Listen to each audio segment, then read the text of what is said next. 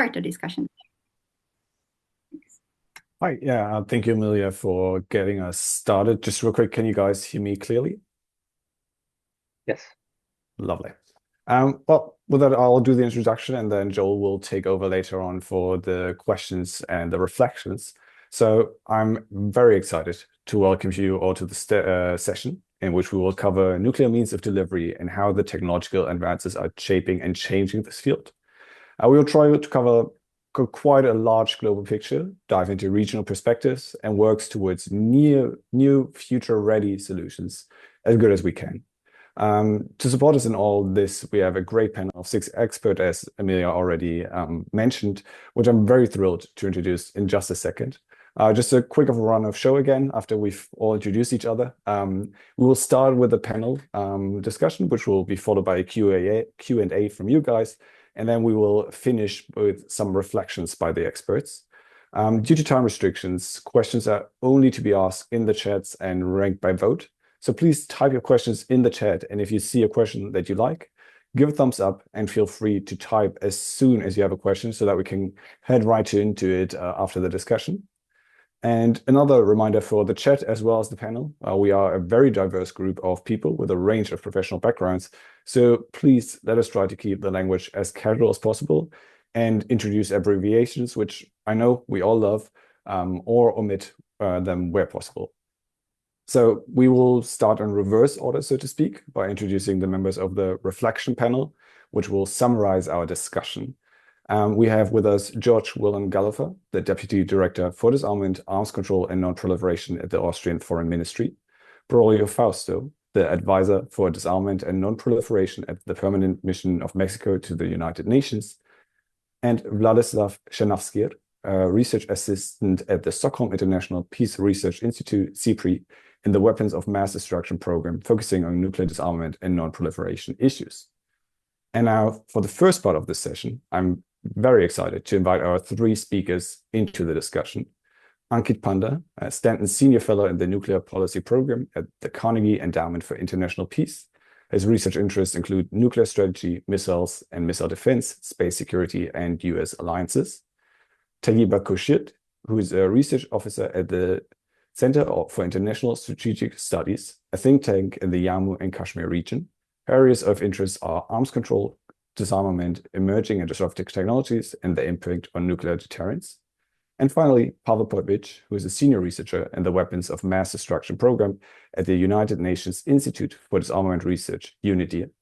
His current research focuses are on nuclear disarmament, arms control, and nuclear security. Ankit, Tayyiba, and Pavel, thank you all for joining us today and for sharing your insights. So to set the stage, I'd like to begin with Ankit. Could you walk us through the main types of nuclear delivery systems and how they are evolving with new technology and what this means on a global level? Absolutely. Let me just get my very short slideshow up. Everybody can see that? Yes, we can. Great. Awesome. Thank you.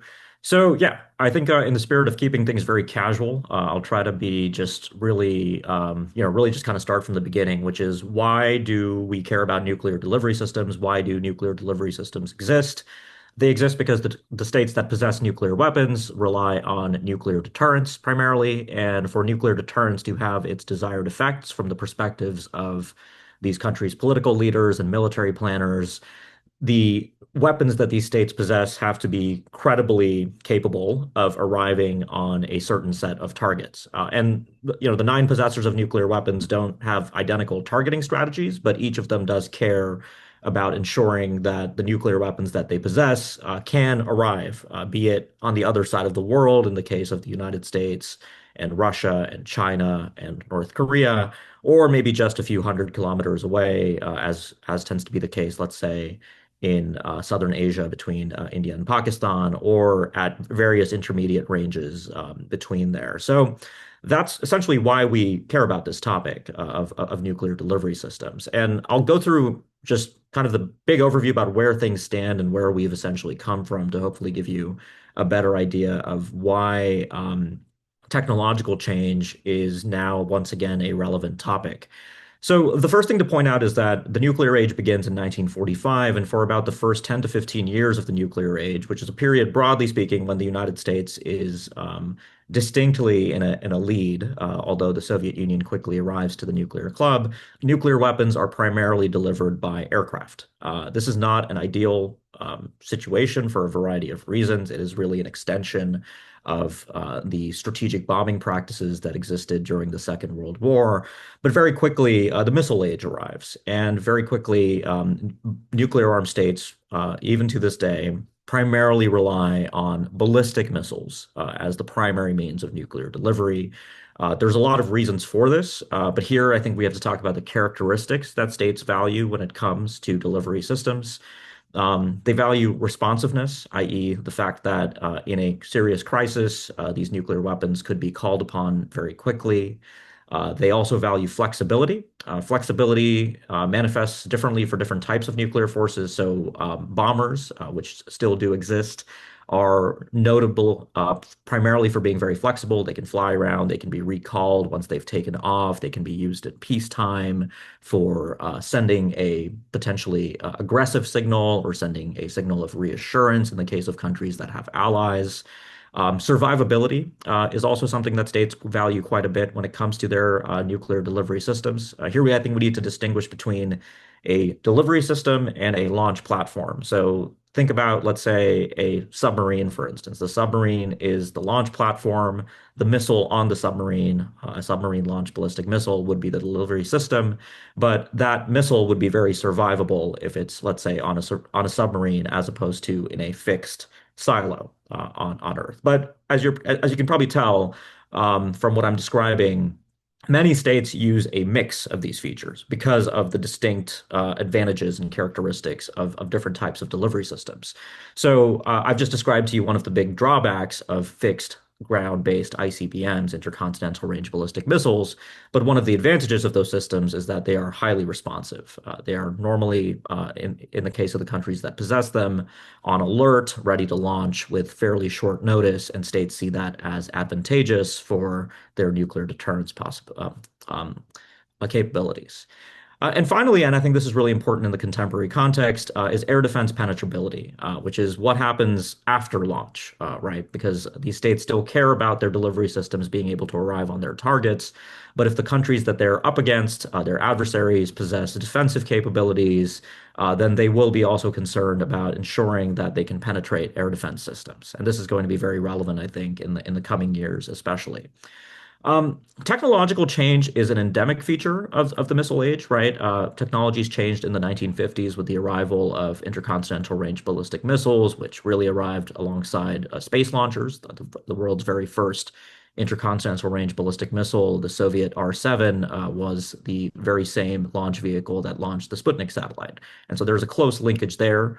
But the sources of technological change today and the drivers of technological change today, I think, are somewhat distinct.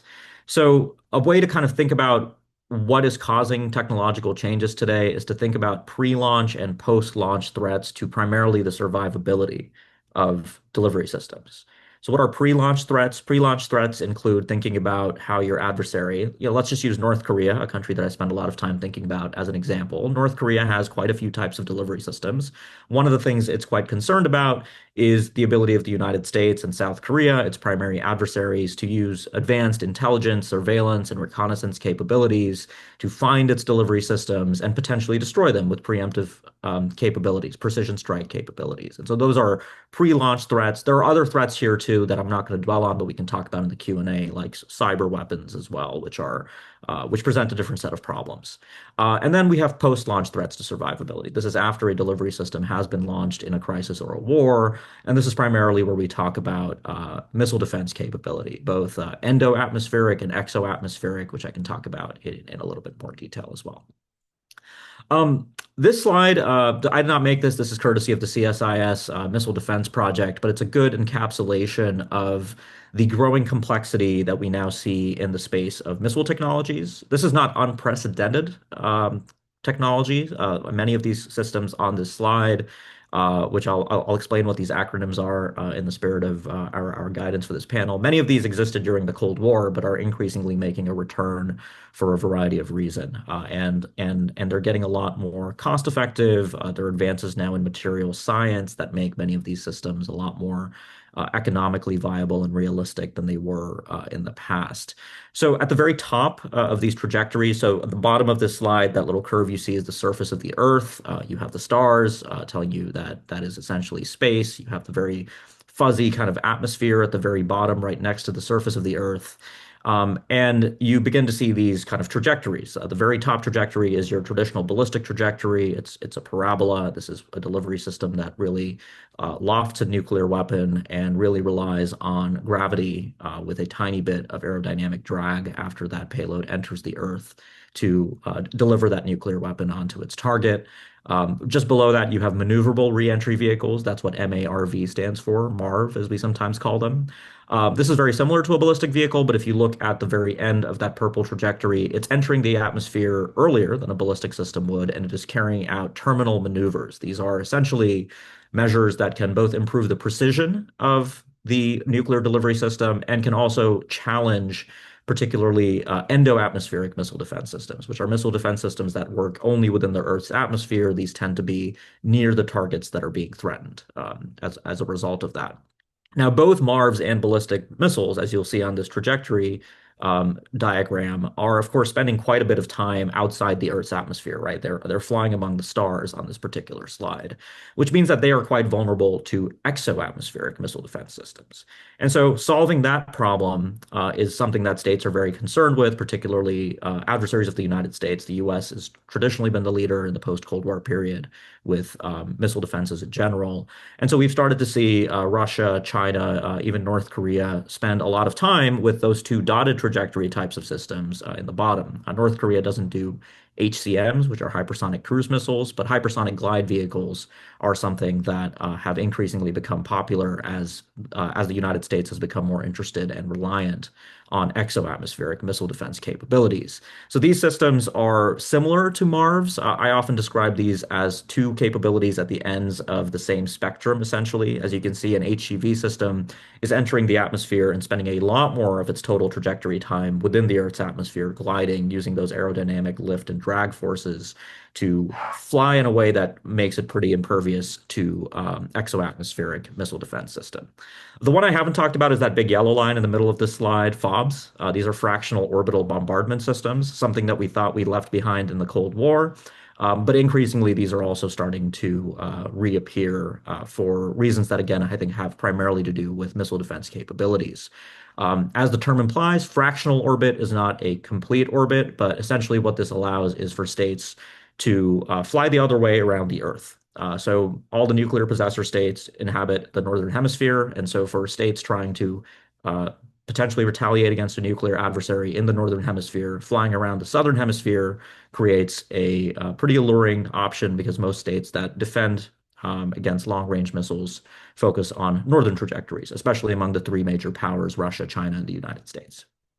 So I'm just going to close with some quick points on adaptation. We also have a bunch of stuff happening in the non-missile space. So these are things that don't fly through the atmosphere. A type of delivery system that has appeared now in both Russia and North Korea is the autonomous underwater torpedo, the Poseidon system in Russia, the Hail system in North Korea, about which less is known. But these are, again, means of coping with primarily, in my belief, the growing missile defense capability. Exotic propulsion systems for missiles are also starting to become somewhat more common. Russia is currently the state that is leading with the Burevestnik, which was just undergoing preparations for test a few days ago. But this is a nuclear propulsion cruise missile, which the Russian leader has said will exhibit an unlimited range, although Russia has had significant technical difficulties in realizing this capability. US sources have also indicated that China may have some kind of nuclear propulsion missile program, but less is known about this publicly. We also see new basing modes applying. So these are, again, distinctions between basing modes and delivery systems. But North Korea, for instance, has started to put a submarine launched ballistic missile, SLBM, in a lake-based pontoon. So this is a tube that sits in a lake in North Korea, creating military problems for the United States and South Korea.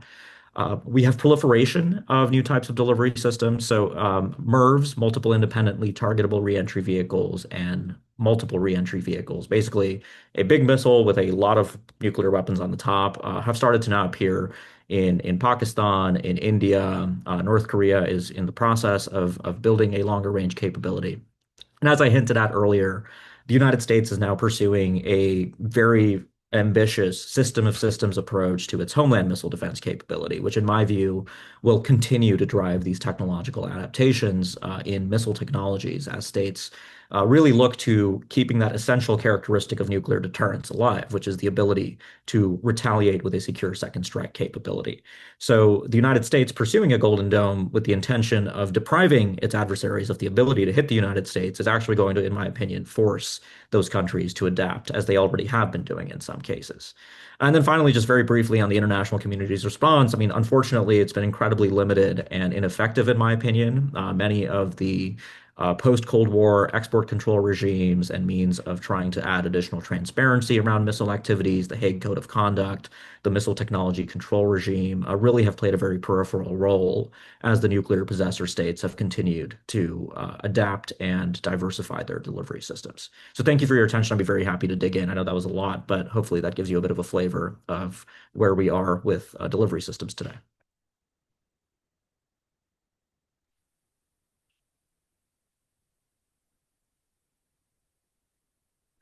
Thank you so much, Ankit. I think I will head over to Joel, who will ask the question for our next presenter right away, and then we'll come to discussions afterwards. Joel, are you there Okay. with us?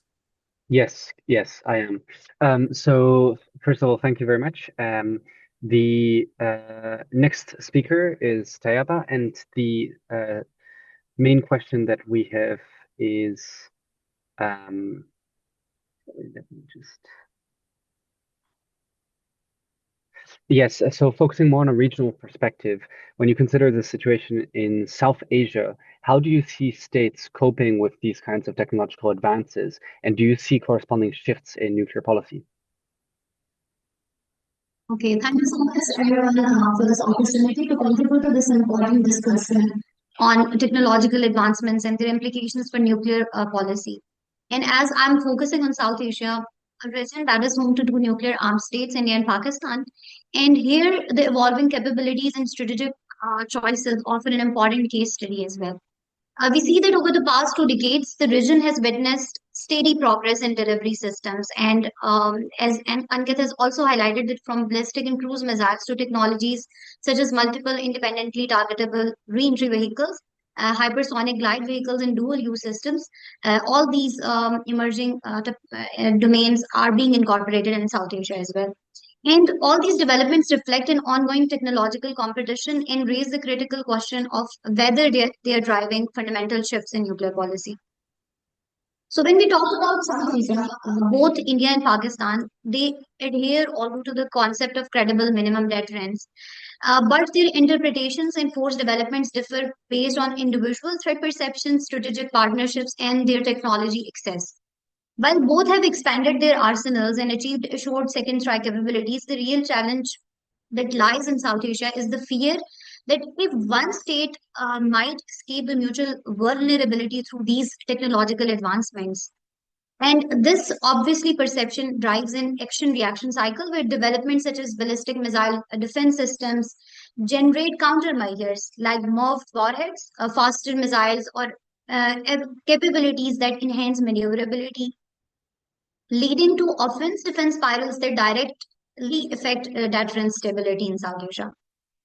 So another key dynamic that is important is to understand the strategic chain reactions because the US-China rivalry obviously shapes the China-India dynamic and which also has some ripple effects in India-Pakistan competition. And this also shows that emerging technologies are not only confined to the global rivalries, but they also has their impact or spillover effect into regional relationships, hence blurring the line between global and regional nuclear dynamics. Here, I would like to emphasize on three issues that stand out when we try to understand that how South Asian states are coping with these emerging technologies. First, we have to understand that technologies that are established globally, such as ballistic missile defense systems or MIRV capable missiles and sea-based deterrence, they are very new in South Asia. And obviously, they have their own destabilizing effects and that are more sharper. Moreover, if we also have to consider that not all the emerging technologies automatically destabilize nuclear relationships, and in South Asia, regional dynamics are also shaped by historical disputes between, for example, India and Pakistan. And Kashmir dispute is one of the main issues, and we see that that also shapes their relationship when it comes to all these debates. And thirdly, there are also stark technological disparities, because when we talk about India and Pakistan, we cannot ignore China. And scholars have aptly highlighted it in Southern Asia concept, where China, when we see the technological disparities, we see that China is significantly ahead in areas like hypersonics and space-based assets. India is steadily advancing, and Pakistan has also taken a more cautious and threat-driven approach.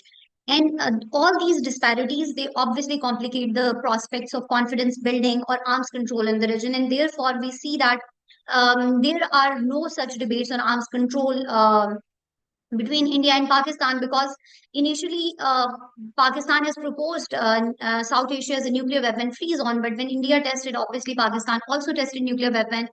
And then we also see that Pakistan proposed a strategic restraint regime in 1998. But the Indian threat perception also involves the technological advancements on nuclear weapon modernization by China. And therefore, India did not opt to go for any arms control in South Asia. And all these examples also highlight these challenges, because India's pursuit of ballistic missile defense system is often presented by India as defensive, but obviously it is perceived in Pakistan as paving the way for offensive advantage. And in response, we have seen that Pakistan has also tested its systems like MIRV-capable missiles that are designed to saturate all those defenses. Similarly, hypersonic systems and space-based capabilities are also raising concerns in South Asia about the crisis and stability, because all these debates, all these issues, they uh, complicate and they compress the decision-making timelines, and they also create use or lose pressures in South Asia. Moreover, we have recently also seen in the case of May 2025 crisis between India and Pakistan, that cyber vulnerabilities and integration of AI also exist. Although that the May 2025 crisis was example of how conventionally both states are, using these cyber and AI-based technologies, but their integration into command and control system in the future can further complicate deterrence dynamics, and thereby increasing the risk of miscalculation. At the same time, it is also important here that although there are no likely opportunities of dialogue between the two South Asian nuclear rivals, but we also have to, while we are addressing the destabilizing effects of emerging technologies, they also offer some opportunities for stability if used responsibly in South Asia. And that involves secure communication channels, resilient against spoofing or cyber interference, and all these can help manage crisis in a region that is already prone to escalation. And we have seen that despite the nuclear weapon or nuclear deterrence existence in South Asia, both the states have been involved in various crisis situations. And we have recently seen, and scholars have accurately described this as stability instability paradox in South Asia. Moreover, these emerging technologies can also improve intelligence, surveillance, and reconnaissance. And all these can reduce the misperceptions and prevent worst case assumptions, as seen in the US response to nuclear threats during the Ukraine war. These examples also suggest that emerging technologies need not only to exacerbate competition, but they can also be harnessed for confidence building if trust and dialogue exist. But unfortunately, when we study the dynamics of South Asia, trust is the only factor is non-existent in South Asia between the two nuclear rivals. Moreover, from a nuclear policy perspective, obviously, when we see the nuclear doctrines of India and Pakistan, these technologies, although have not yet fundamentally altered the stated doctrines of India and Pakistan, adheres to, credible minimum deterrence. And after India's cold start doctrine, we have incorporated full spectrum deterrence into our nuclear posture, and we adhere to that despite these technological advancements. But we also see that both states, they continue to emphasize also on deterrence and second strike capability. But obviously these emerging technologies have changed certain domains, and what has changed is how these doctrines are operationalized. The tools, timelines, and perceptions of vulnerability that underpin deterrence are shifting under technological pressures. For Pakistan, a response remains explicitly threat driven and obviously as explicitly stated in full spectrum deterrence, that our delivery systems are capable to reach any target in India, and we operationalize our nuclear program at both tactical, operational, and strategic levels, and it is tied to credible minimum deterrence. But there is an important need to stress upon the dialogue and restraint as well in South Asia. So I would like to end that emerging technologies in South Asia are intensifying strategic competition, and they are also complicating the deterrence dynamics. But they have not yet, produced the wholesale doctrinal shifts in South Asia. The real test will be that whether both these states in the region, they choose to treat these technologies solely as instrument of competition, or they also see them as opportunities for communication, verification, cooperation, and obviously cooperative security. But if we look up at the current situation, especially the May 2025 crisis, the situation has worsened, and we see that there is no likelihood of any arms control debates or even dialogue between the two South Asian nuclear rivals. That was it from my side. Thank you.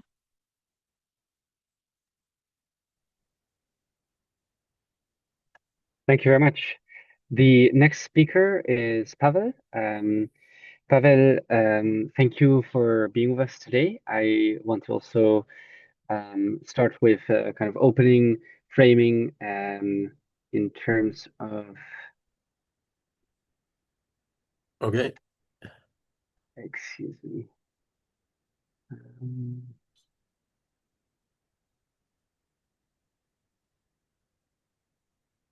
Yes, excuse me. I'm not able to find the original question, but maybe I can invite you to take the floor and yeah, to give your.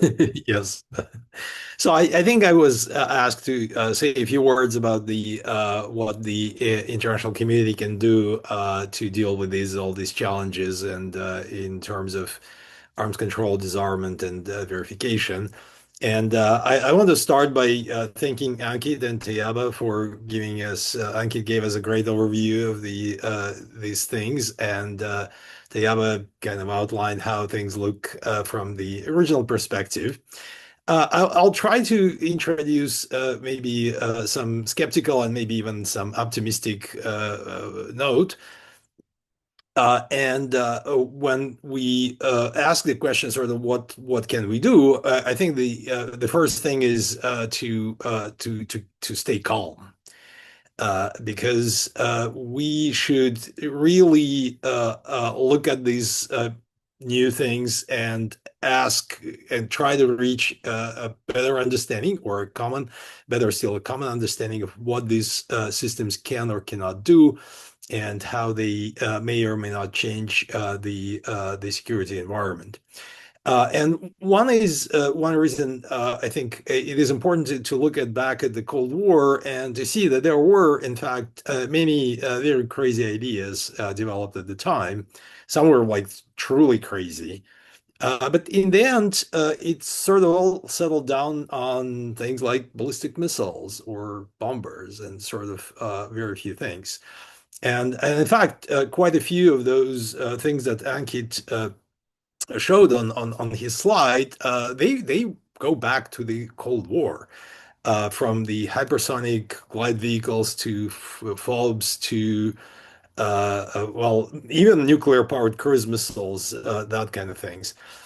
So I think that the first is the kind of note of caution that if something, just because something is new or technologically challenging, it doesn't mean actually that it has a military mission. One and the importance of this kind of a common technical understanding, I think, could be illustrated best, I guess, on non-delivery system, but on missile defense, which is kind of the opposite thing. And I think and we can see that the thing with missile defense is that you can actually make any claim about its performance. And we've seen that over what 60 plus years of missile defense development. If you want to, you could say that it can intercept everything. If you want to, you could say that, well, it's not really a problem for an attacker. And again, as we go through the history of missile defense, I think that we've seen it several times now that when people realize what missile defense can and cannot do, they treat it accordingly, and it actually uh, uh, stops becoming a problem. Today, what we see the enthusiasm about missile defense is largely because there is there is this kind of this understanding has not been yet internalized, although that process has started. As I usually say, missile defense works perfectly against missiles that don't exist. So, and something that Ankit alluded to, that people will try to build up things that would circumvent missile defense, and we see that it is happening, and we see how the kind of a understanding of the technology takes hold. But the problem, of course, is that, as I said, the many claims about these systems, especially the new ones, are very difficult to verify, and that we've seen a lot of claims about all those hypersonic glide vehicles, nuclear-powered cruise missiles, FOBs, all that, and you could see that precisely because it is difficult to verify, it makes the kind of arms control and disarmament very difficult. One example is that, again, back to all this kind of a hypersonic glide kind of a craze, hyper hype, as many people say. You can see that Golden Dome is basically one of the arguments for is that system is that, oh, it will be able to intercept all these kind of things, which probably is not going to happen. Another is the FOBs, the fractional orbital bombardment. You can see that there was people kind of taking it and saying, "Oh, this is the next biggest threat," and they don't really have a picture of how exactly this threat is different from the old one. And this is the kind of I would say that another point I wanted to make in terms of the reaction to all these developments is that we must ask questions about how these things changing anything at all. And again, for example, the FOBs, the fractional bombardment system, what are the scenarios in which these could be used? Because there are no silver bullets anywhere, and definitely not in this domain. And I always encourage people to ask questions about what certain technological development will or will not change. For example, there's a lot of people have a lot of concerns about, like, what if there is some magic technology that will allow states to detect submarines in the ocean, and like transparent oceans. And my question is, like, well, so what? So imagine that the oceans are transparent. So what do you do? How this would affect anything really? And the final point, I think, that is on the arms control and verification.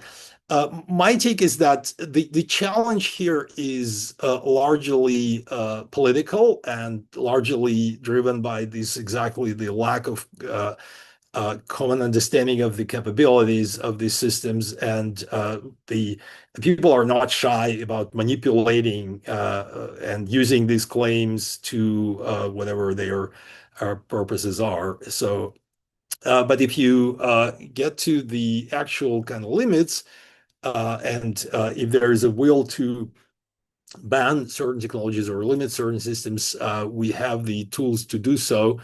And we know how to limit, we know how to count. One kind of a red flag or one note of caution here is that we should try to avoid this kind of a bean counting exercises and thinking like, oh, this system counterweights this one, and this is if you have this, then you will need to counter it by this and all that kind of a looking for what the security equation. This is the phrase that the Russian diplomats have been using for some time. That doesn't work this way. You want to do arms control. If you want to do arms control, you follow finding the tools of verification is actually not that difficult at all. Let me stop here, and yeah, I hope we'll have some time for questions. Thank you. Well, Pavel, thank you so much. With that, I would like to thank the speakers, Ankit, Taiba, and Pavel. I think we've really managed to get the global perspective, some regional perspectives, and now also look into the future. With that being said, we head right into the chat. So everybody, please make sure to post your questions and highlight the questions. We will read them, and I would also ask the panelists to keep it as short as possible. We have 10 minutes left. And with that, I'll start with the first question, which was aimed at Ankit, but I think now it has broadened actually to all three speakers. There's a lot of discussion that Golden Dome won't be technically feasible. You've mentioned that it will encourage adversaries to innovate, etc. Does this stand regardless of whether Golden Dome is feasible, and what are the key tech obstacles that are raising concerns it wouldn't be possible? Yeah, sure. So I think the quickest way to answer this question is to look at the history of strategic competition between primarily the US, Russia, and China after 2002, which was when the Bush administration withdrew from the Anti-Ballistic Missile Treaty. And if you look at the history between 2002 and January 2025, when the Trump administration announced its plans for a Golden Dome, the United States builds a small, limited homeland missile defense system that doesn't work very well. Pavel's absolutely right that that system for the last 23 years has never actually been tested against a target representative of a real world ICBM that might be launched at the United States. The US uses target missiles that are technically ICBMs because they fly longer than 5,500 kilometers, which is the treaty definition, but they don't reach the speeds that a North Korean, Russian, or Chinese ICBM would reach. And in those tests, the system hasn't performed particularly well. It may be, a single interception maybe succeeds a little bit more than half the time. So if you're Russia or China, maybe that feasibility record could be reassuring that American technological advancements don't require a reaction. But that's of course not what happened, right? Russian President Vladimir Putin on March 1st, 2018, very much talks about the legacy of the US withdrawal from ABM as he's showing off many of the delivery system types I talked about, the underwater torpedo, the avant-garde hypersonic glide vehicle. And similarly with China, we've seen the development of a new type of FOB system, hypersonic glide vehicles as well. So the dynamic that I'm getting at is that missile defenses don't actually have to work to get you the bad kind of stability outcomes or the arms racing outcomes, because states will plan on the basis of worst case scenarios. And the final thing I'll say is that when January 2025 came up and the United States announced this plan to, and by the way, this is the most ambitious U.S. missile defense plan in history. It's more ambitious than the Strategic Defense Initiative under President Reagan as well. When I talked to my colleagues and friends in Russia and China and I asked them what they thought, I mean, they basically pointed out that this is where many in the Russian and Chinese strategic communities assumed the United States was going after 2002. And so what can be done about this, in my opinion, is that, you do have to ultimately get back to a place where, maybe you don't do the ABM treaty again, but you have to have a recognition that strategic defense and strategic offense, as the preamble of the New START treaty, which is expiring next February, states very explicitly that there is an interlinkage there.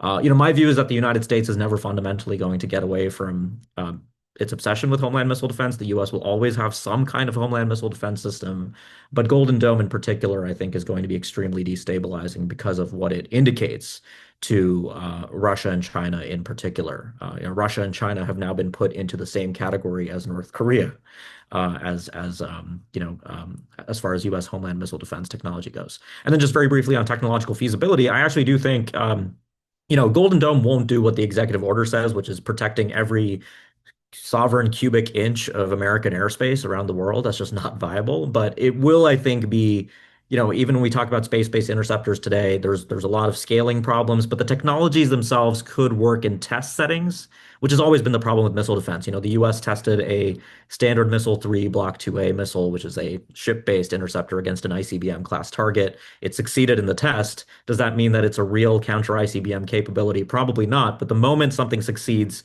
in a test environment, it creates a problem for future arms control, for future stability, because then you do need a way to actually deal with these things, which was something we figured out during the Cold War. So, the best case outcome on arms control, I think, would be to have some kind of, ultimately, I think, ABM style approach where countries get to have homeland missile defenses, but they're just quantitatively limited to limit the scale of arms racing that ensues as a result.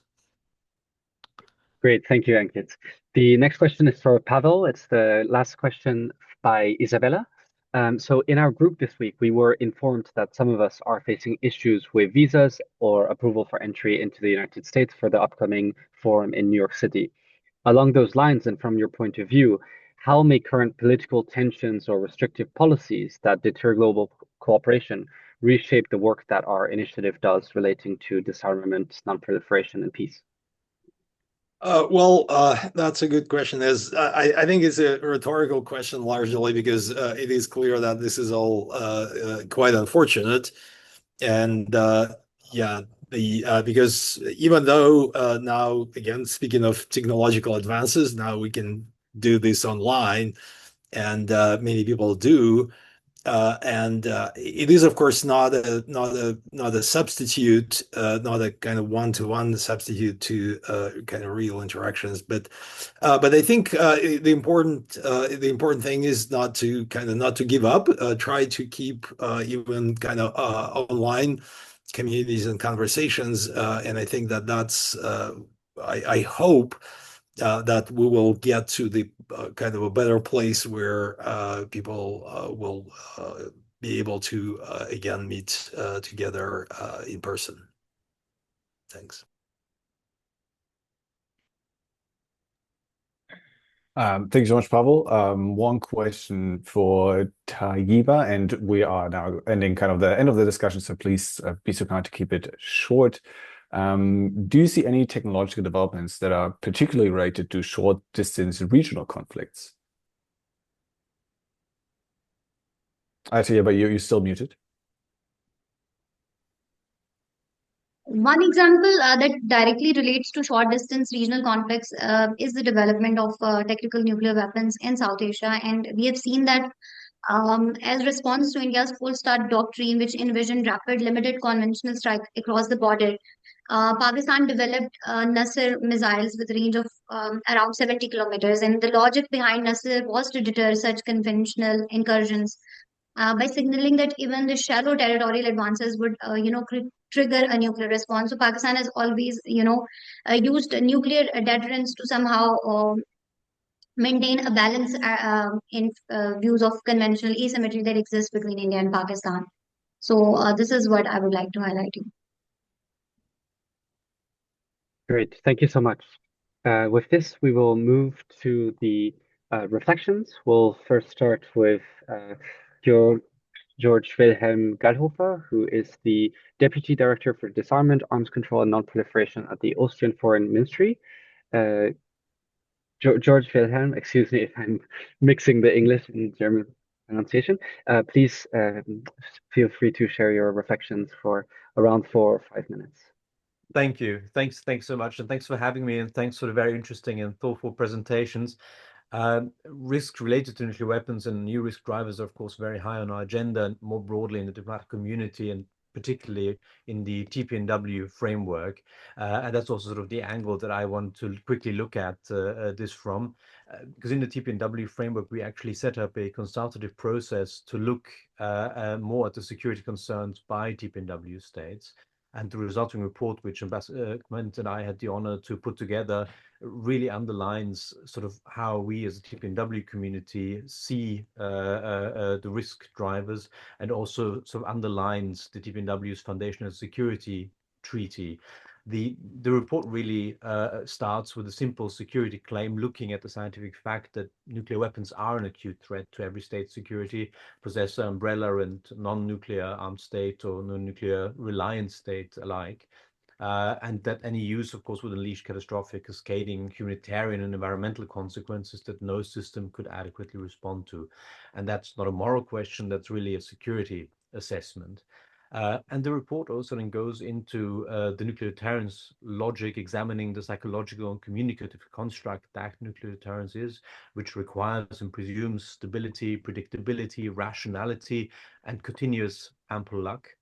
And the report also stresses that there's no certainty that nuclear deterrence works when it matters, and history's near misses show that it can fail.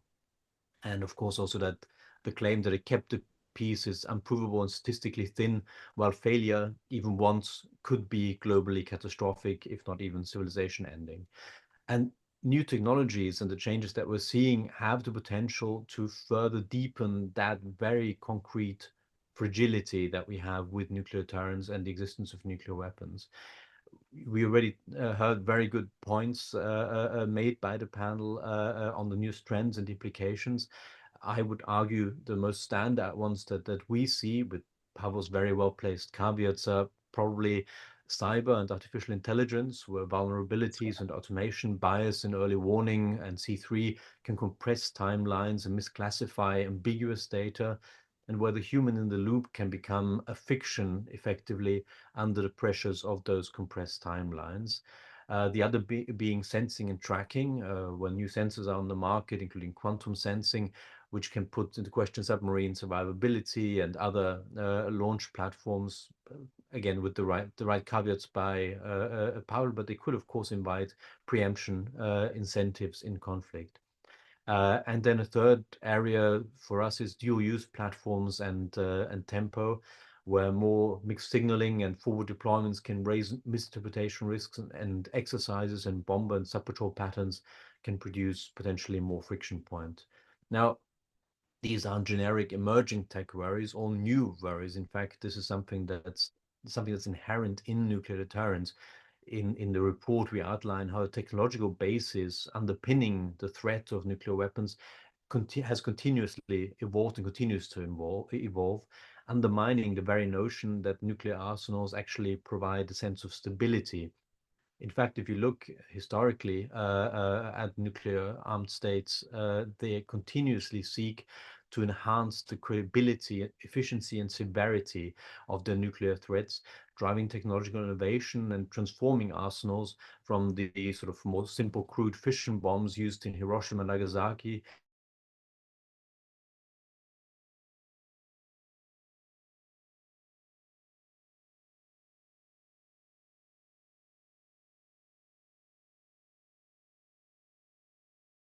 pursuing military advantages and adversaries, all of which, of course, contributes to arms race dynamics. The danger is, of course, that current developments directly undermine the assumptions that underpin nuclear deterrence, and the razor-slim margins that, combined with too many cases of pure sheer, as some people call it, dumb luck, have so far allowed nuclear deterrence not to fail. The problem is that these risks are not really priced in, and the choices are not made by the majority of those that would be affected if nuclear deterrence fails. Because the effects of nuclear weapons are transboundary and they're cascading, think food systems, migration, health, infrastructure, EMP, supply chains, etc. The acceptable risk calculus for any state is, of course, qualitatively very different. And even a limited exchange would generate global consequences, with the costs landing heavily on the states far from the battlefield and disproportionately affect women, children, indigenous peoples. But the choices, again, are made only by those holding the weapons. Now, from a sort of nuclear disarmament advocate, TPNW state perspective, the gold standard, of course, for risk reduction is the removal of the use option, that is nuclear disarmament, precisely because any non-zero probability multiplied by time and the catastrophic consequences yields an intolerable risk to all of us. And short of that, short of the gold standard, therefore we are pursuing measures that put nuclear weapons as far away from use as possible, away from use and accident actually as possible, not merely risk reduction aimed at refining nuclear deterrence, which is what strategic nuclear risk reduction usually implies.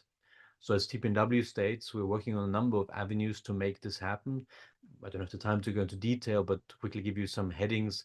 We're trying to reframe the narrative by highlighting that nuclear deterrence is a theory and not a fact, and by increasing the factual basis on the cascading consequences. We're demanding more transparency, including on risk reduction from states relying on nuclear deterrence. We're prioritizing concrete nuclear risk reduction steps rather than just strategic risk reduction. We're making better use of existing fora that we have to make progress. Ankit's point was very well taken that that is not happening as well and as fast as it should.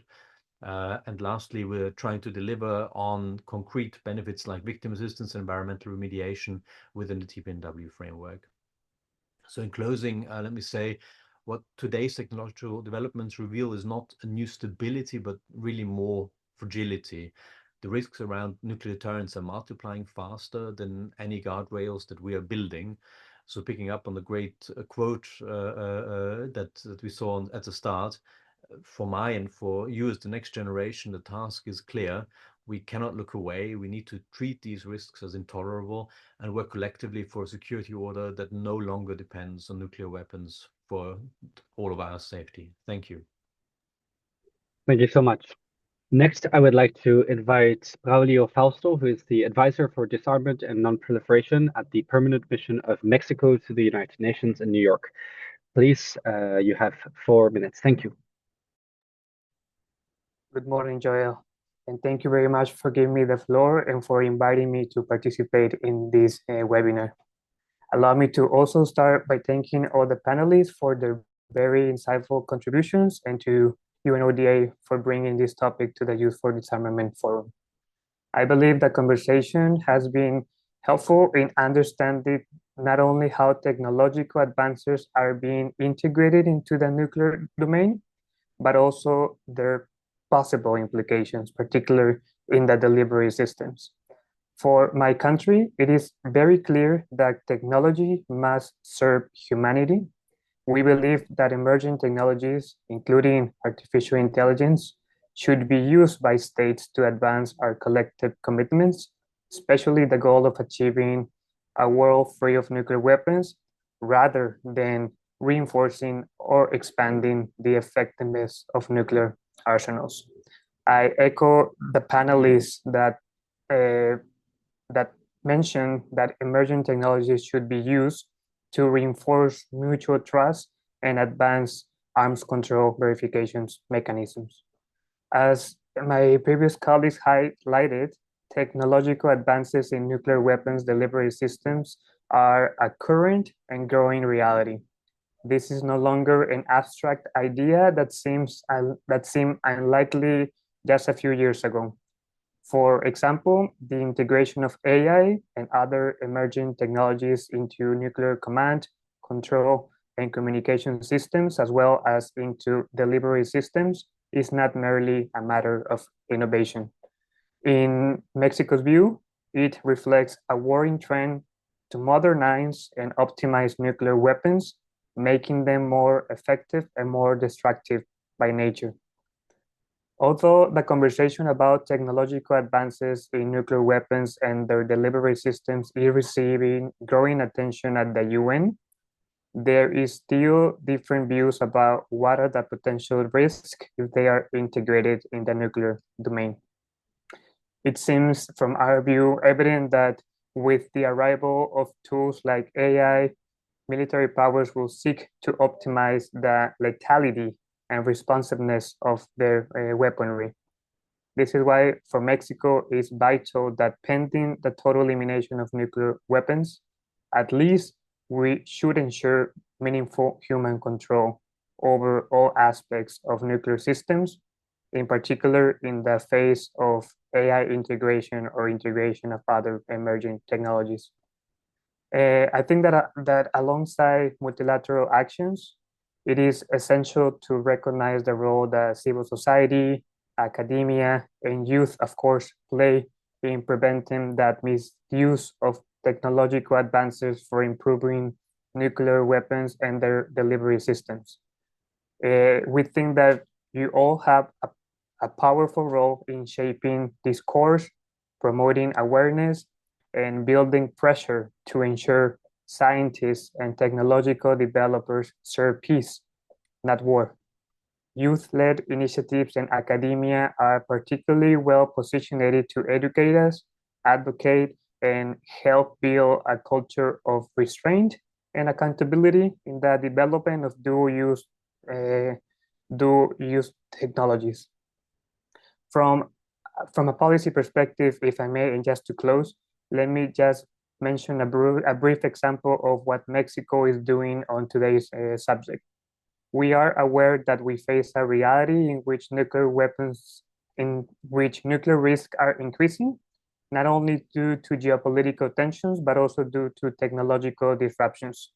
In 2025, we are no longer just asking ourselves if AI enter military systems, we are asking how far it will go and what safeguards are necessary. Mexico has always believed that nuclear disarmament is not only a legal or technical challenge, but it's also a moral imperative. And morally, we think we must reject a future in which life or death decisions, such as the use of nuclear weapons, could be influenced or even triggered by algorithms. This is why we are preparing a draft resolution that we will be presenting to the first committee this October about the possible risk of integration of artificial intelligence in command, control, and communication systems of nuclear weapons. This resolution is not a condemnation of technology, nor it is an attempt to halt scientific progress. Rather, it will be a call to ensure human control over nuclear weapons while the international community continues to grapple with their total elimination. And although we are conscious that this is only one of many actions that are needed, we hope it will gain support and add to other actions that can ensure that no technology is developed or used in a way that threatens human existence as a whole. I thank you all again for the invitation, and hopefully I'll be able to see you all in New York this October. Thank you so much. Next, we would like to invite Vladislav Chernavsky, I hope I pronounced that correctly, who is based at CPRI. Please share your reflections. You have 4 minutes. Yeah, thank you so much, Joel, and thanks everyone for the brilliant presentations. And also special thanks for valiantly trying to pronounce my last name correctly. I know it's not always easy, but you guys did a great job.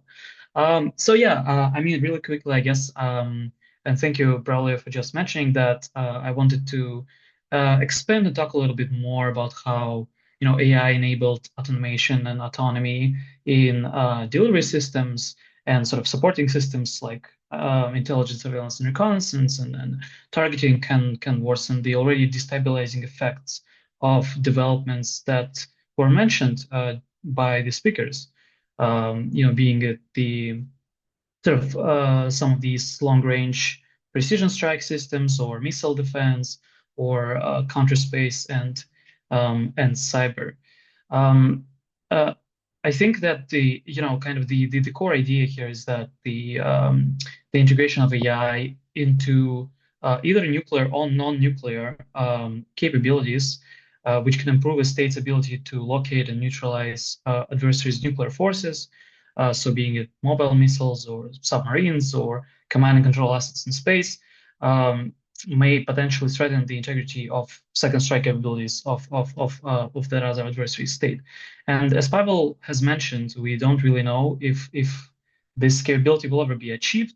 However, it seems to be that a lot of states are thinking in that direction, And if there is a perception, on either side that AI is allowing this capability for striking some of these survivable nuclear forces or forces that were previously were thought of as survivable, there is potential for escalation, for example, to use those nuclear weapons before they're struck.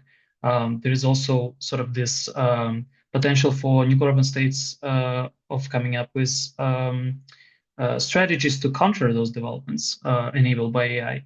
And here, for example, we can talk about something as simple as dramatic expansion of nuclear forces. So, kind of creating more assets so that they would not be as easily destroyed, or adopting nuclear postures or strategies which sort of lower the threshold for nuclear use.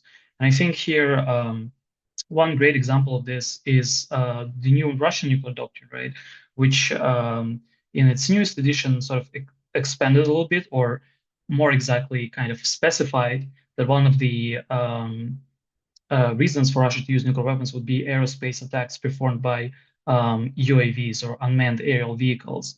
And I think this comes as drones in the war in Ukraine are being increasingly used by Ukraine to strike Russian targets within Russia, including recently the early warning radars and strategic bomber air bases. So even though Ukraine was not realistically able to kind of detroit the Russian nuclear force or somehow diminish the second strike capabilities of Russia, nuclear armed states are likely now to really think about the destructive potentials of these systems and AI, and sort of plan accordingly and respond accordingly. So I think it's kind of the bottom line, I guess, and that's what I'm hearing also from a lot of the presentations, is that the actual capability, right, may be less important than perception of capability, at least in the nuclear space. So as long as states kind of perceive their nuclear forces to be vulnerable, or there is a possibility of versus developing a capability like this, they will adapt their nuclear doctrines and postures accordingly. And I guess just to wrap up, I'd say I think what's critical here really is the might be a little bit obvious, but dialogue. I think sort of exchange on threat perceptions and being able to discuss and understand each other's red lines, and maybe develop some not necessarily legally binding, but at least kind of commitments on part of nuclear armed states to perhaps limit the integration of AI in some certain systems, or develop some norms of behavior around that development would be probably one of the most effective ways to negate those developments. Yeah, and thank you so much again for inviting me. I really enjoyed this. It was great. Great. Thank you, Vladislav. Thanks as well to all our speakers for the reflections, and panelists. If you see remaining questions in the chat, feel free to add short written replies here in the Zoom chat. Before we continue, we'll take a quick group photo. If you can, please turn on your camera now. We will count down, and the team will take a photo. So hopefully you all have your cameras open. Let's count down for 5. 5, 4, 3, 2, 1. Okay, one more for safety. 5, 4, 3, 2, 1. Okay, great. So thank you very much. You can turn off your cameras again if you prefer, but it's great if you turn them on. It's my pleasure to introduce Ksenia Pirnavskaya, who is the Engagement and Network Coordinator at the Open Nuclear Network. Ksenia will give the instructions and moderate the breakout exercise, and a UN ODA colleague, I believe, might bring the slides on the screen. Yep, please feel free to take it forward. Thank you so much, Joel, for your kind introduction. Hello, everyone, and really good to see all of you today. So we are transitioning to the I guess most engaging and also active part of the webinar, where each of us can kind of brainstorm what the risks are, what the solutions are, and how we can approach those issues. And let's see, let's look at the slides. I think they're being shared. Okay. Thank you. And can we go to the next one? Yes, great. So the idea is that we will have 30 minutes to discuss in the breakout rooms, basically the threat or risk, the policy solution towards this risk or threat, and then how we actually going to approach it. You will have 30 minutes to talk in the groups. You need to select a facilitator in your group who will lead the discussion, but also report back to plenary after 30 minutes. Please discuss your key ideas and use the sticky notes to share your ideas. This is something that UNODA, I believe, prepared for us. And also take a shot of your group if you would like to. Can we go to the next slide? So in the next slide, we have an actual task, and I also copy it I will copy it in the chat so you can see it when we exit to the breakout rooms. Let me give it a second. So I'm copying it to the chat so you can also have it afterwards. So please think about the threats that have been discussed today. About one, so which single delivery system or technology risk most urgently needs our attention at the moment and why? So pick one. Don't think about 10 of them. I'm sure there are many of those that we can discuss, but pick one. Then propose a fix. So what specific and realistic policy solution or confidence building measure, whatever you envision, could reduce the risks within the time frame of 12 to 18 months. In order to make it practical, we introduce the time frame, so for you to think realistically rather than in a very long term. And also, how do we make it happen? So who must lead the action? What's the first step? Who is your audience? So think through those questions about one particular risk and threat. And to make it a bit easier, our colleagues also prepared the Mentimeter slide, where each of us can now share which risk and threats you learned about from today's webinar. So we have some kind of a cheat sheet before you go to the breakout rooms of those risks and threats. So please, we have a link in the chat. Please open up the link. And yeah, suggest one risk or 1 to 2 risks that you learned today about. And let's give it, I think, 1 or 2 minutes for everyone to write their responses.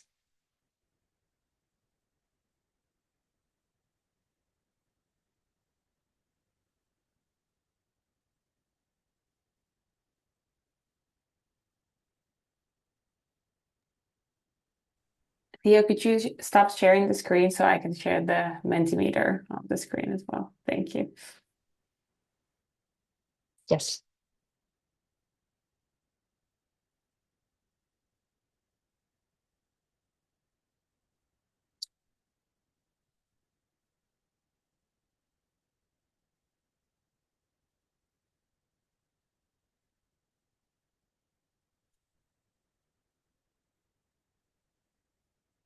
So I think, can we start sharing the Mentimeter slide to start seeing the results? Yes, just a minute, please. Sure, of course. No rush here.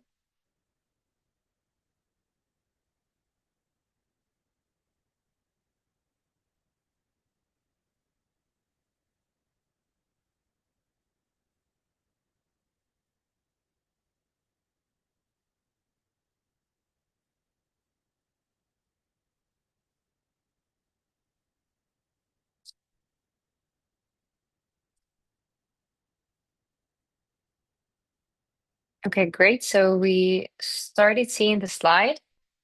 So we have overestimating capability, IST system interference, lack of trust, the biggest one, US missile defense system, no room for collaboration, AI-enabled systems. I think this is what also Vlad talked a lot about. Okay, we're getting very good responses. So I think at this stage, you can also take a picture of these responses so you can have it in your breakout rooms as a cheat sheet, as we discussed. And now let's jump into the breakout rooms. We have a correction that we'll have only 20 minutes for discussion. Pick a facilitator that will deliver your insights and responses from the discussion after 20 minutes. And the response time afterwards to the plenary would be around 1 or 2 minutes, so make it very short.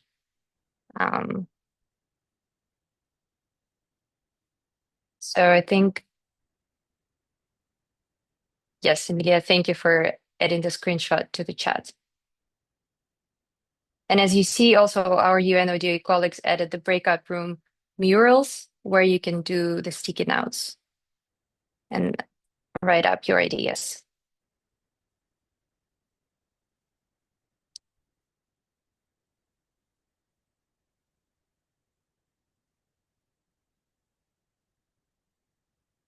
Okay.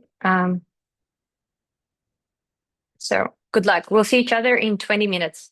So 41. Yeah. See each other. Let's see each other in 20 minutes.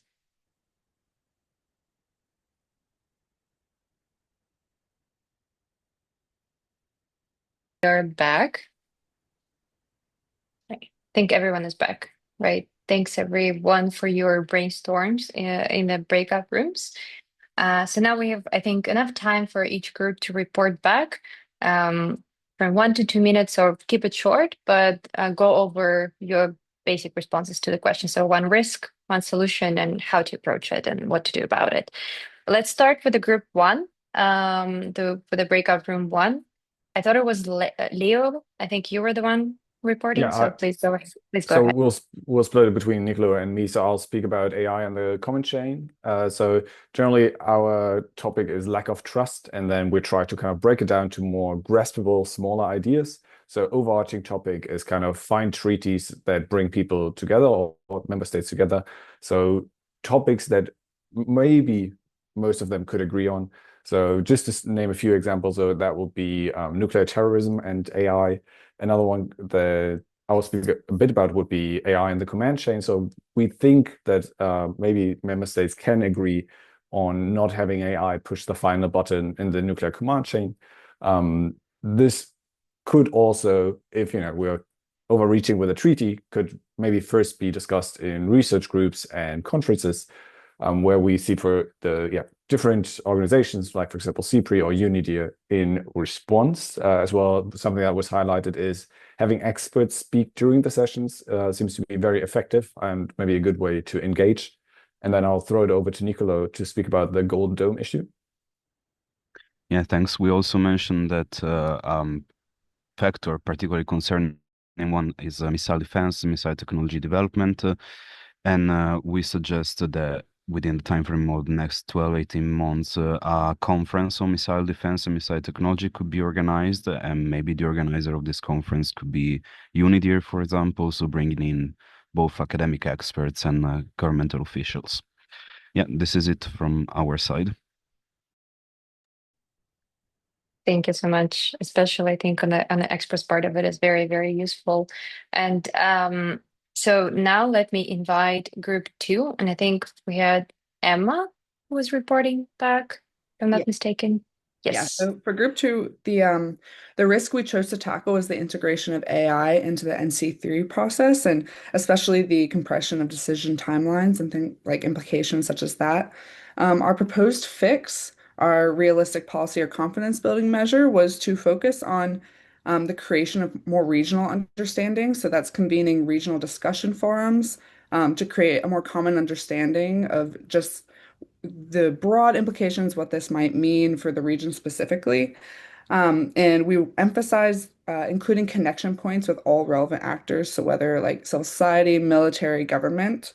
This would be led by governmental bodies, but with pressure and significant input from civil society and buy-in from the P5. So that's it for our group. Great. Thank you. Thank you, Emma. And the next group that we have is group number 3, and I think the person who's reporting is Vivian. Yes. So Liza, Shimona, Anna, and I chose to focus on the risk of lack of human oversight in decision-making and detection systems. And we have 2 interrelated realistic policies. The first one just generally being to prevent the use of artificial agents in decision-making systems unless a human is very clearly kept in the loop and that the artificial system, autonomous system that's being used has reasonable explainability when it comes to why they made a certain decision. And the second policy is to have dedicated resolutions at the first committee, establishing a formal link between nuclear and AI systems, leading to states tackling the issue through policy instruments. And there it's key that you set clear operational boundaries between conventional and nuclear spheres, complemented by joint transparency measures such as incident notification systems and routine consultations. And we think a good place to start this action is at the United Nations in collaboration with nuclear armed states. But of course, youth networks and academic institutions can push it forward by raising awareness and drafting proposals. And the first step tomorrow could be to launch a joint youth policy statement calling mandatory human oversight in nuclear systems, which can then be presented to governments and international bodies. And that was our group. Thank you, Vivian. I think the meaningful human oversight is I think the most important part of implementing of any AI into those military systems, whether it's delivery or other NC3 related. So thank you for that, and hope it gets into our final document. So next on my list we have group 4, and I believe it was Dina, if I'm not mistaken, but please correct me if I'm wrong. Yes. Thank you. So like many of the other groups, we also discussed the inclusion or the risk of AI in NC3. One of the policies that we could include as confidence building measures is to ensure the inclusion of the human element or keeping humans in the loop generally, particularly in de-escalation mechanisms, was one of the most prominent ones that I think also cross-cuts with the other recommendations. And on the question of who must lead this action and what is the first step forward, we actually discussed two things. One of them is including AI developers in the conversation, because the disarmament community, I mean, 80% of the time when we're talking about AI, we're not really talking about AI. So there's the need to de-silo between the AI community and the disarmament community to come to some common ground through the provision of a platform for both of them to collaborate, and as well to include a resolution on the control of AI in NC3 in the Hague Code of Conduct, because the inclusion and the resolution of the ballistic missiles in the HCOC hasn't completely eliminated the risks of missiles, but it has done a great job at raising awareness on the risks. So this could help bring light to the risks of NC3 of AI in NC3. Thank you, Dina. And I think really also great point on the idea that most of the time when we speak about AI, we don't really speak about AI, or we're not sure whether we speak about AI, since there is not there is not a universal definition as well, and the applications differ. So definitely something for us to tackle in our final outcome. Now I would like to give the floor to room 5, and I believe it was Ulysse who was going to report. Yeah, thanks, Xenia. So I was in a group with Ver, Yumi, Patrick, and June. And to be original, we also picked AI in NC3 systems. The specific risk we discussed was the shrinking decision timeframes, and the fact that false promise that AI would enhance agency, give time back to the human to make better decisions. But we discussed that put in a competitive frameworks, it would actually compress timelines and actually give decision maker less times to take those decisions. Why did we pick that? Just generally, I guess, because it seems like the most likely to trigger escalation through misperception and miscommunication. Two proposed fixes actually that we discussed were, one, invest in the human machine dimension, sort of the socio-technical measures and operator trainings to engage with the AI systems. The second was having a unilateral commitment to ensure multi-layered human oversight and clear decision making, but specifically at the intelligence analyst level, and sort of developing the standards and training for AI use in those crisis environments. And one on the third one, who must lead this action? I guess instead of US fora, so Security Council or UNGA, we favored a a joint P5 statement committing not to integrate AI into NC3 systems. So building on the US-China, the P3 declarations. And on the way to get there, I guess CSOs building momentum around the issue, convening track 2s and 1.5 to pressure policy response and action from P5. So yeah, that was all from our side. Thank you, Ulysse. And like it's interesting to hear like the points coming up about P5 and etc. But I also think it's very important that in our also final document we also consider other nuclear armed states as well, since we do need to kind of at a certain point acknowledge the reality and also consider those. And when we talk about emerging technologies, especially, I think because these countries also adopt those technologies and develop their military arsenals like that. And last but not the least, I think we have the last group, room number 6, and the reporting person is Siri. Yes, so more AI, not surprising, but specifically autonomous nuclear weapons delivery systems, right? So sort of specific, I mean, the codified ban, I guess, is the obvious ultimate only solution. But within the sort of 12 to 18 months time frame, we spoke first sort of establishing the norm of consultation on the limited integration of AI and the nuclear weapons delivery systems.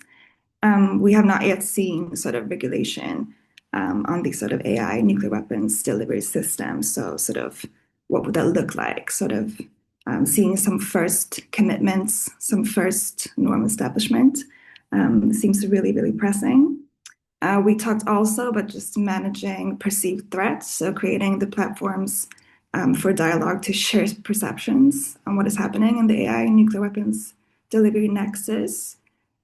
We also spoke about sort of meaningful human control, but also maybe specifically about reaching agreement on what that is. What do we mean by meaningful human control when we use that term? In terms of who must lead this action, we just spoke about policy integration, maybe generally, but also about this forum. I mean, what we sort of put down on paper is the Youth4Disarmament forum and sort of integrating this thinking into our recommendations and sort of just starting here. So I guess that's our contribution. Thank you.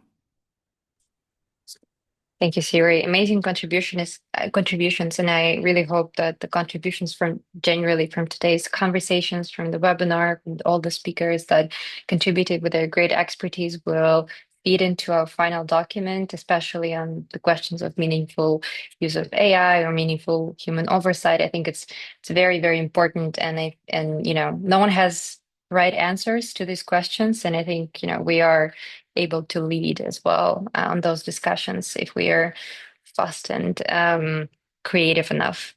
So at this point, I just want to thank you all for participating in this kind of brainstorm exercise that hopefully will fit into our final document. And I would like to give the floor back to our UNODA colleagues and specifically Emilia to do a quick closing. Thank you. Thank you so much, Ksenia. And thanks everyone really for your active participation today. At least for me, it's been very engaging and a great learning opportunity. And I hope that all of you feel the same way. I also want to thank our amazing moderators, Leo and Joelle, for bringing together our experts, and thanks also, of course, to our expert speakers. I think this was a really interesting discussion, and as I was saying, I feel like all of us have learned a lot, and we also now have a lot of good ideas to feed into the outcome document that will then be published at the forum in mid-October. So before we close today, I just want to share a few important things with everyone. So I already popped the link to the evaluation form in the chat, and we would really appreciate it if you can take a few minutes to fill this in, because we do look at each and every one of the evaluations, and we try to take your feedback into consideration when we work on the upcoming meetings, and especially now the forum. So great if you can spend a couple of minutes giving us the feedback there. I also want to give a shout out to Emma, Yorgo, and Tayiba, who will all be putting together a news story from today's webinar. So stay tuned for some key highlights there from today's discussion. And in case you missed it, we also had the previous article come out from the webinar we had in July. So that went public a few days ago. And thank you to everyone who contributed to this as well. So really looking forward to reading the next one now that all of you will contribute to. And finally, just to mention as well, you might have seen an email from me regarding the think tank. So we have launched this first of its kind forum think tank, and the idea is really to co-shape the forum together with all of you. And some of this work has already started. So a big thanks to everyone who has been a part of that. I guess just to reiterate, we have 3 so-called crews in the think tank. So we have the Voices to Vision crew that are shaping the outcome document, which we have been mentioning a lot today as well. So this will be a formal document developed by this group here. And as you know, we will present this to the member states and the first committee in mid-October. So in case you still want to join this work, just shoot me an email and we'll include you to the upcoming meetings. But I think the work is already proceeding there, and that's really great to see. Then we have the second crew, which is the session shapers. And the idea here is really to come together and to look at the forum program, which we already have a first draft on, but to get your feedback and input on that as well. And then to co-shape some of the sessions. It's going to be a 2-day forum, so there is many different types of sessions there. And I think most importantly, there will be the side event, which will be completely co-led by all of you here who has joined the Session Shapers crew. So we have our first meeting as well next week, and we'll be discussing the next steps there and really to see what your idea is in bringing together this side event. And finally, we have the Advocacy Amplification crew, and this is really about ensuring that we have a strong branding for the forum. We work on the communications and the advocacy side of things, and really perhaps also to think about the long-term effect of this forum, which I guess is the plan, at least from ODA's side, to hopefully have this as a reoccurring forum. So also to get your ideas and insights on how we can ensure strong advocacy around this initiative so that it continues in the future as well. So that's pretty much everything from my side today. We hope to see everyone who signed up for the Writers' Workshop on the 4th of September. I will be sending soon an email with more information on that. And then we have one final virtual meeting on the 16th of September to prepare hands-on for the upcoming forum. So hopefully everyone can be joining on the 16th to see everyone here again before we are live in New York in mid-October. Great. And if you have any questions on the logistical side of things or anything else that might have popped up, our team is staying behind. So feel free to hang out here in the virtual room with us in case you have any questions. But yeah, please feel free to give us some feedback and take care. I hope you'll enjoy the last summer days, at least here now. I feel like on the East Coast it's getting a bit chillier, so I think the fall is just around the corner. So let's enjoy the summer to the max while it lasts. Take care, everyone, and thanks again for joining today. We'll see you soon. Take care. Thank you. Thank Bye. you.